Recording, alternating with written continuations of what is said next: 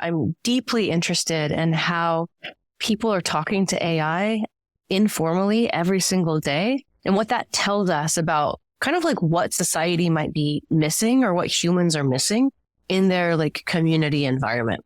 So I look at, large language model backed products and platforms like Shout Ice and Replica and Pi and Character.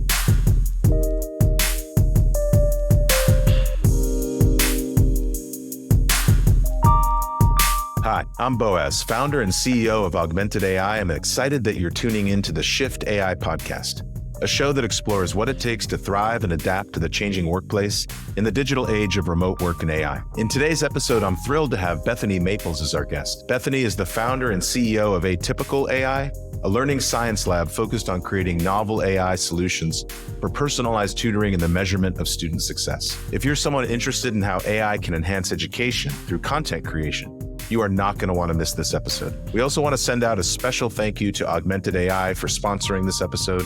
This is going to be a great show, and we're super excited to talk to Bethany today. We can't wait to learn more from her. Let's get to it. Bethany, thank you for joining the Shift AI podcast. I'm really excited to have you here today. It's my pleasure to be here. Well, I like to start the show just getting the audience to better understand your background. So I'm going to read it back to you, and if I get it wrong, you can correct me. But I think I understand most of your background. So you started as the co-founder of TranscribeMe in San Francisco, and then you were the head of marketing at Quid, and then went to Era Technologies for 4 years or so. You were a senior advisor to the CEO, you were a VP, and from there, it looks like you spent a lot of time at Stanford University, which I'm really excited to talk to you about. I recently saw Fei Li here in Seattle present, and really, really interesting what you guys are doing down there. You did research, you're a fellow at Stanford, and it's the Stanford Institute for Human-Centered Artificial Intelligence. Is that right? That's the name of the organization that you guys are both part of? Correct. Yeah. And then a stint at Google, where you worked on the Google X Moonshot factory, as well as Google AI. So you've been in AI for quite a bit longer than, many people that I typically talk to about AI in the world. So it'll be interesting to get your perspective. And then finally, you are the founder and CEO of Atypical AI. So did I get that close? Is that right? Yeah, no, that all sounds right. There's like nuance in there that's funny, right? I'm a New Zealander and part American, and I came over to Silicon Valley and trying to get a job at a number of prominent firms, and nobody knew me and no one would hire me. And like, honestly, the thing that got me into entrepreneurship was that I literally had nothing else to do but co-found a company with a bunch of my friends, which, it sounds really fun in retrospect, but I think was stressing me out when I was in my 20s. But yeah, and I'm joining you from the Institute for Human-Centered AI today. It's a great place. So yeah, AI, education, learning, workforce. It's all stuff that I love to think about and care deeply about. Well, we're going to get into it. I'm super, super excited to talk more with you about it. But before I do, grew up in New Zealand. What was the first job that you actually got paid? Someone actually gave you money. What was your first job? Great question. The first job I ever had was as a painter. So I was lucky enough. Painting houses? I was lucky enough. Yes, but faux finishing, if you know what that is. So I was lucky enough to attend Rudolf Steiner, Waldorf schools my whole life. And Waldorf has a huge emphasis on arts. So, from a very young age, I knew how to basically paint with every single medium that's out there. And I got a job when I was very young, doing high-end finishes on mansions. As part of a big team.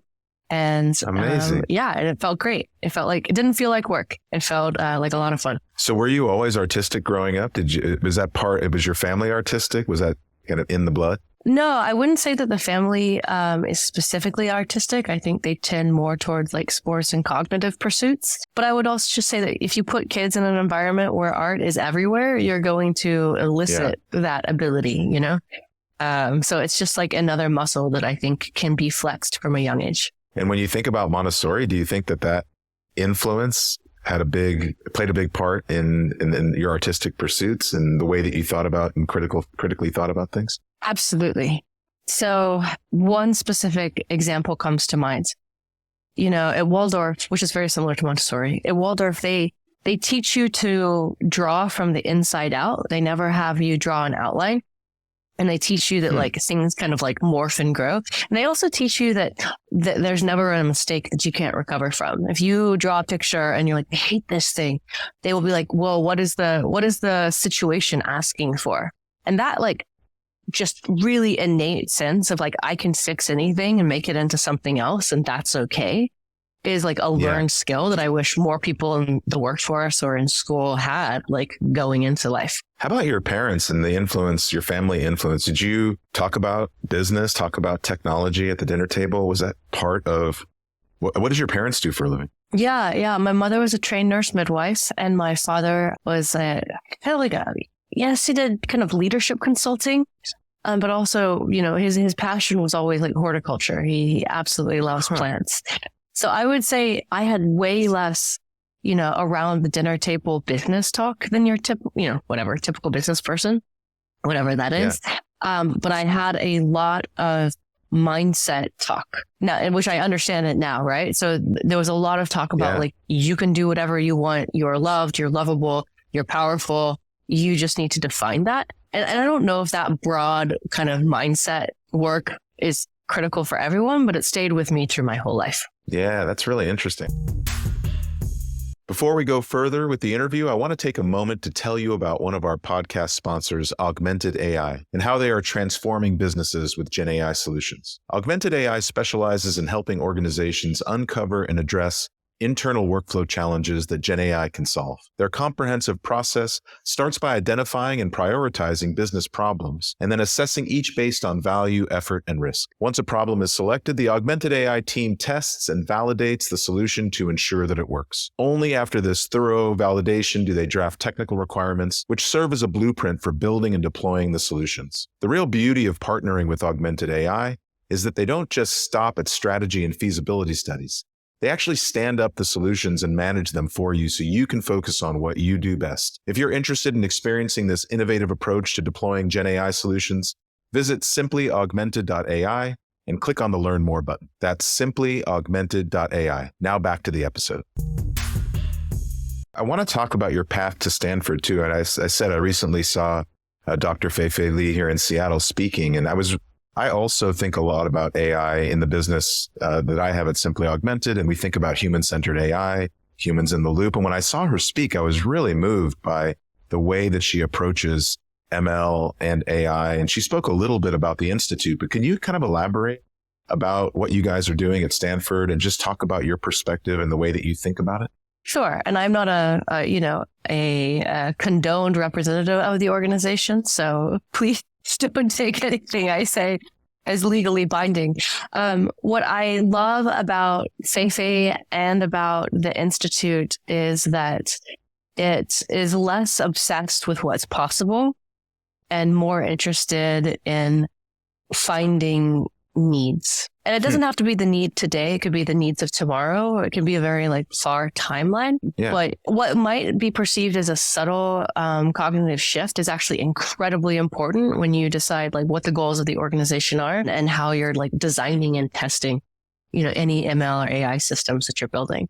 So, everything from medicine to education, robotics, and of course, workforce gets explored here. And the concept of putting the human first, being design-centric, being interdisciplinary, I think, should basically be replicated everywhere. I think the right way to do design. So it's a joy and an honor to be a part of it. How does it show up for your work? Tell the audience a little bit about the things you're doing right now that you get a lot of energy from and that you're passionate about. Absolutely. So I kind of wear two hats right now. I'm still a researcher at Stanford, and I also run Atypical. And let's see, how do I think about it? On the one hand, with this work that I do at Stanford, I'm deeply interested in how people are talking to AI informally every single day and what that tells us about kind of what society might be missing or what humans are missing in their community environment.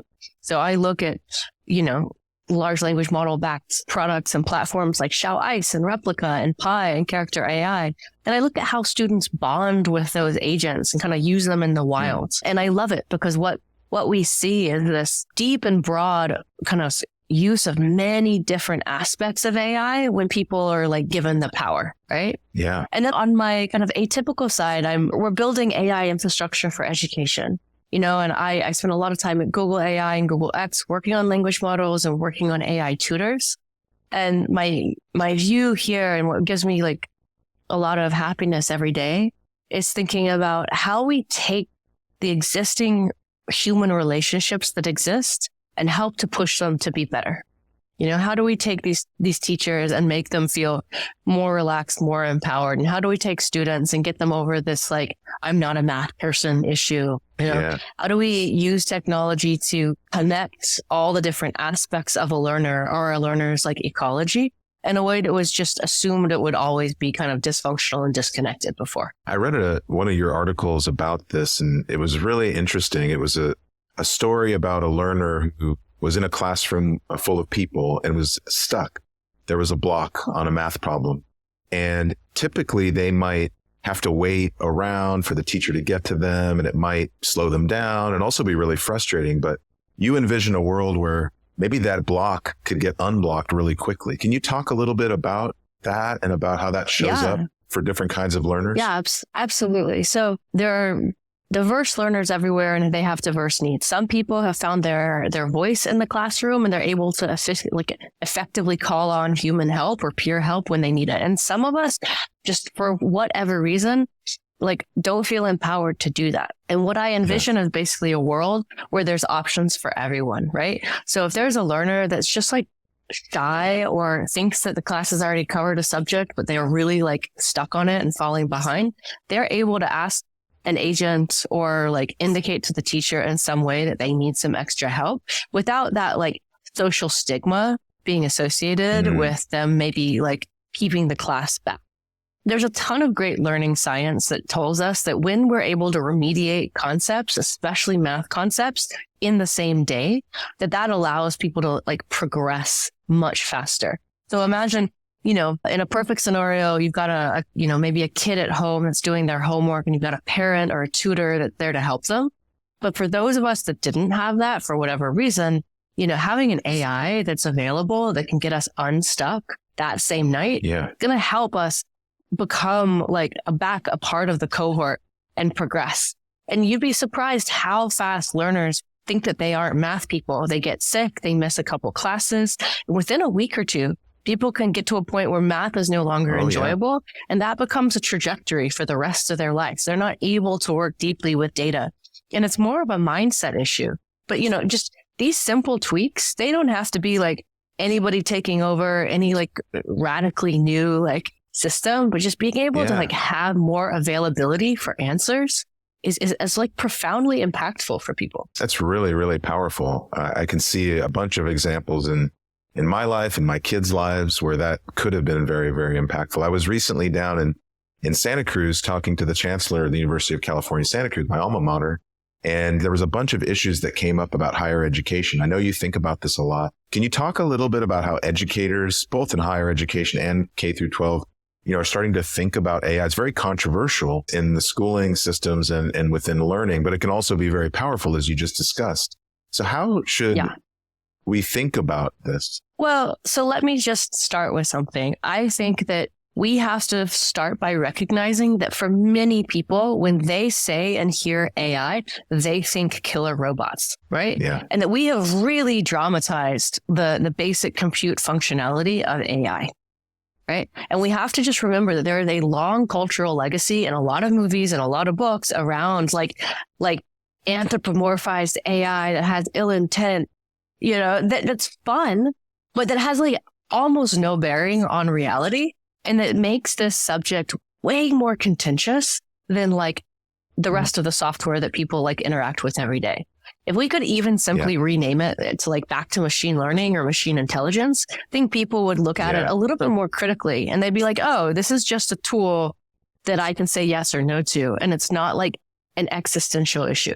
And I know like the guys at OpenAI and all that will be like, AGI is coming. And, like maybe it is. But until then, let's not live in a state of constant anxiety. Let's like try to like get everybody like feeling empowered and knowledgeable about like the basic functionality of AI. So that's like kind of like point number one.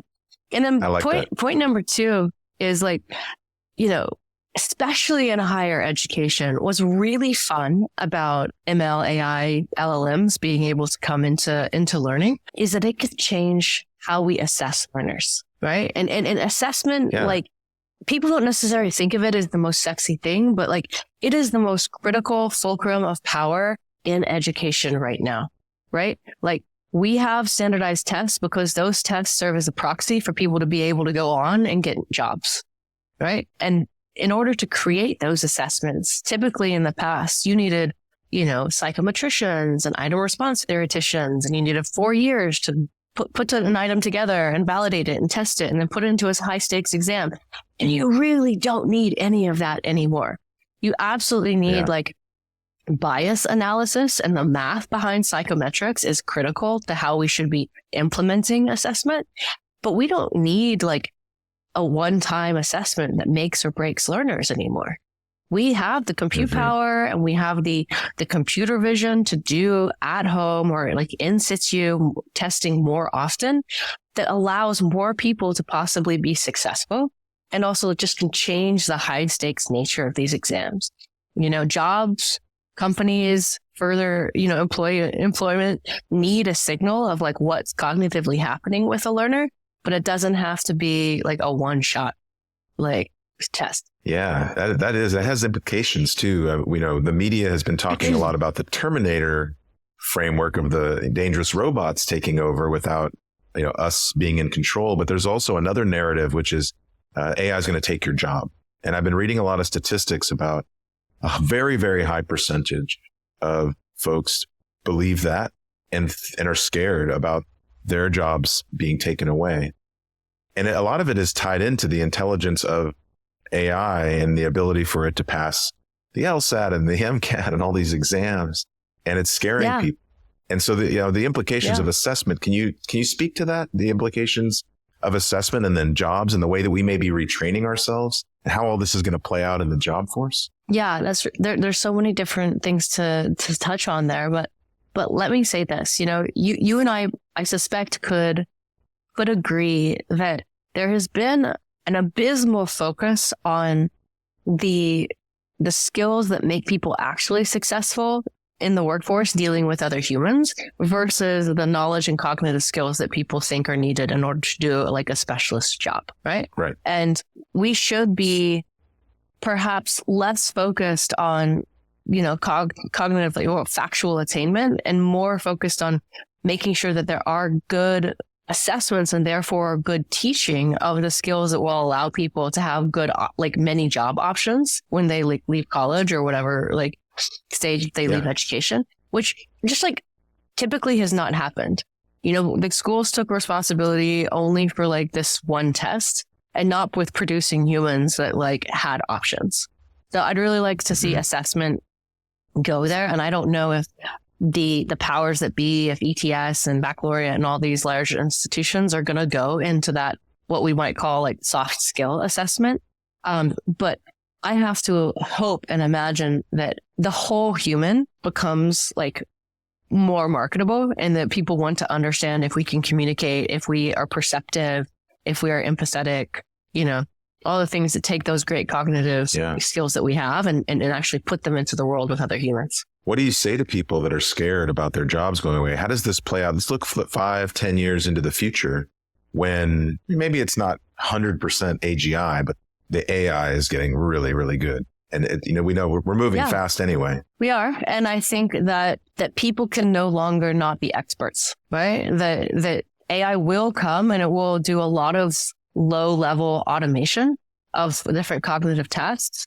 And what that calls us to do kind of en masse is become more deeply expert in whatever thing we're going to do. It's no longer going to be possible to go do a 4-year degree and then kind of like coast for a couple decades in whatever you do. Constant kind of upgrading and like a more active approach to being an expert in your chosen niche set of areas or field is going to be needed in order to keep pace with what's going on. And that might sound tiring or scary, but I think that sounds like really fun. And hopefully if we're all doing it together and the jobs that we have give us time for that, which I think they will need to, there will be, a really delightful symbiosis between, all the automation that's happening and human jobs. But all that to say, I understand the fear. A lot of jobs have been automated. We used to need 40 accountants to do, in a firm, and now we need 4 because they have a lot of software available to them. Yeah. It's interesting to think about domain expertise being the thing that's the most highly valued. We know it is inside the startup ecosystem. When you have domain expertise in a CEO, for example, you can have a bunch of technologists, but really understanding the customer becomes the thing that's really important. So I can see how if you can establish domain expertise across whatever it is that you are going after, that can provide a lot of value, coupled with the human-centered, EQ and all the other things that you talked about before. So I think that is really powerful. And now, before we dive deeper, I want to take a quick moment and tell you a little bit about one of our podcast partners. As a listener of this show, I know you're trying to stay on top of all things AI and tech, which is why you have to check out the amazing GeekWire podcast, produced by GeekWire and hosted by Todd Bishop. It's a treasure of insights featuring industry leaders and the latest tech trends that are shaping our world, and the perfect companion podcast to shift AI. GeekWire podcast is where technology meets curiosity and covers the world of technology, startups, and geek culture. Expand your tech horizons and join the conversation. Tune into the GeekWire podcast today, a perfect complement to our own discussions here. Don't miss out. Follow the GeekWire podcast on Apple Podcast, Spotify, or your favorite listening app. Now back to the episode. How about an Atypical AI? Can you discuss your thesis around that company and what you guys are doing, how you're going to market? Sure. We're a little bit cryptic on our website because we're early, but the basic thesis is that AI is going to be most useful for learners and for education when it helps connect all the different pieces of learning that were previously broken. So let me give you an example. Imagine you have a learner and they miss class, as we discussed before. And they need help at home to remediate that. So you've got an AI tutor there, right? And then imagine that learner goes and switches grades and goes to a different place, and they lose all of the information and learning that they acquired in one school. But imagine that can go with them, and there's actually an agent that understands where they've been. But then also imagine you've got an agent that is able to not only look at cognitively what's happening with you, but also understands the other factors that are happening in your psyche, your physiology, your emotions that might actually be getting in the way of learning, and that also just need to get remediated so that you can get back on the learning track. So these are examples of how we can connect learning in a much more holistic way, where AI is mediating that, but not ever taking over, right? It's just there to help connect us with ourselves and with our peers. And fundamentally, this is what the best tutors and teachers have done in the past. Aristotle, walked with Alexander and helped show him all the things that were happening in his environment, but also was looking at him and perceiving his mood and his sleep and his eating patterns and all the other things that go into deciding what the perfect piece of feedback is for him at that moment. And it's most often not necessarily cognitive. And what we see is a lot of labs and a lot of smart people in AI focusing just on the top of that Maslow's pyramid of needs, where they're oh, a great math answer is what people need. And typically that isn't what they need. They need something else to get remediated so that they feel empowered and focused to go learn. And so my question has just been, why aren't we building AI that does that? Why don't we build AI that does the best thing that the humans do, and that either gives that information to an expert human so they can step in and give that intervention, or if there's no human, is able to help the learner or the teachers or learners as well, when and where they need it. So we're about empowering teachers. So at Atypical, we're about empowering teachers to be learners and to allow them to personalize their class and their cohort, but then helping them orchestrate that personalization back into, group activities and cohort activities and reporting that gives them just a better understanding of both the unique needs of their learners and also the holistic needs of their class. I'm seeing the connection and the tie back to Montessori in really interesting ways. And I wonder in your life, who are some of the mentors that have really impacted? Absolutely. So, early on, there was my grandmother. She could count cards. She always beat me. And she said, yeah, you get to win once you can count cards. Nice. Which was fun. But maybe, a more formal mentor was my grade school teacher, Mr. Toole. And what's very lucky about Waldorf education is that they don't give you grades in the younger classes. They just give you progress reports. It's very personalized. And, something I don't tell everyone is I actually wasn't a great reader before third grade. I wasn't interested in it. And my mom and my parents were freaking out, right? They're like, something's wrong with her. Yeah. She's behind.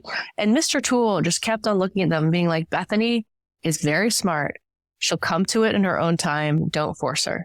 And I did. And I am a prolific reader, now for decades. Yeah. And I think that if we have humans that have the space and time to truly observe learners like that and not push them towards an assessment or like a norm, then we're just going to have like a lot of happier people. And too many people get diagnosed with a learning disability just because, their teachers or their parents don't understand, don't have time to like watch their trajectory over a longer period of time, or just like aren't comfortable with like atypicality, if you will. So yeah, that Mr. Toole, bless him. Thanks, Mr. Toole. And then I'd say like the third and final is my old boss at Google X, David Andre, who's their chief science officer, is just a jewel of a human being. And I love that so many people that I know that have invested in community and invested in themselves and like have really expansive hearts are like building AI, and just like watching him and watching how that understanding and like kind of baseline understanding of love actually can help make technical decisions. It's real. Though David Andre, an absolute luminary. I think there's a lot of people in the audience that are happy to hear you say that it's not all just, computers making all these decisions, and there's actually humans with deep, strong passion and feeling around other humans that are having an impact on this industry. So I'm glad you mentioned him and told that story. When you think about the next 5 to 10 years and the emerging technologies, even if it's in AI or ML that are about to happen, what do you think about when you think into the future? I think everybody will have a personal tutor or friend that's available for them that they deeply trust, which can be a cognitive aid for them wherever they go. But that trust and that ownership by individuals will be critical. I think we will have better connections between the workforce and school. And hopefully we will have like destigmatized learning paths. So for example, we'll have situations where more learners feel interested and empowered to go take 7 years at vocational school versus going for a 4-year liberal arts college.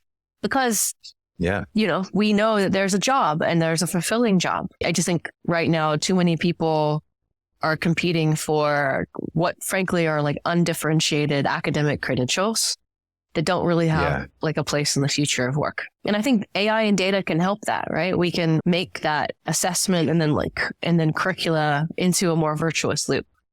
So that's absolutely happening. I think that the time people spend in school will potentially be longer. It won't necessarily be time bound. I think there'll be a mandate, if not a cultural imperative, to go back to school with regularity, like maybe every 10 years and upskill. Mm-hmm. And there'll be resources for that because it will be just like less expensive and less hard to get the exact right content and learning like situation for whatever job or life situation that you have. All that said, I do think that there's going to be a lot of job change, right? And I think that the people that are building AI and automating a lot of these jobs. And, when we think about policymakers, they need to understand that, we're at risk of having a situation where we have a dwindling middle class that don't feel like they have job opportunities, Sure. So whether or not it's a robot tax or whether or not it's, a universal basic income, we have to think about the reality of a lot of people that don't necessarily have the same job prospects of their, the previous generation, and what we do for them, both financially, but also cognitively, right? You don't want 5 billion people that don't have excellent education. But if you have 5 billion people that have had a really fulfilling education, maybe they then get to participate. I think you're right. I think there's going to be some repercussions when we get to a point where there's a lot of people that need to have purpose, but don't necessarily have the jobs that they have right now or that they used to have. I think that's really, really fascinating. It's a job that a lot of lawmakers are going to have to think deeply about. And it's not just about the kind of AI regulations around facial recognition that they're thinking about right now. It's going to be a much, much bigger issue around jobs and fulfillment. And I don't see the economy and the job market solving for this right now. I just think there's too much short-term thinking. So I do think that this is where you need some regulatory oversight. And the joyful way to deal with this issue is to think about upgrading humans, to think about how do we get, literally 5 billion people to embrace and become lifelong learners so that they are involved in what, really meaningful work. And the wrong way to think about this is to, mandate, more taxes, on the rich necessarily.